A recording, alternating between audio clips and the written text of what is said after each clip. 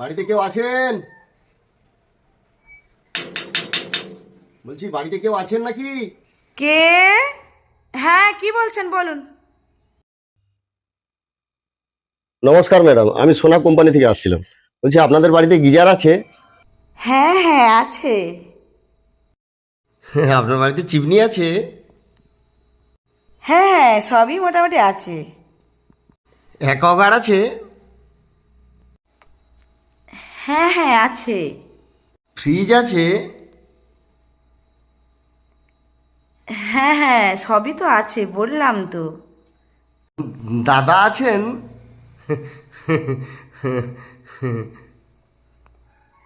হ্যাঁ আছে, দেখে বুঝতে পারছেন না? আর বৌদির মাথা গরম করে লাভ নেই, বেশ হেসে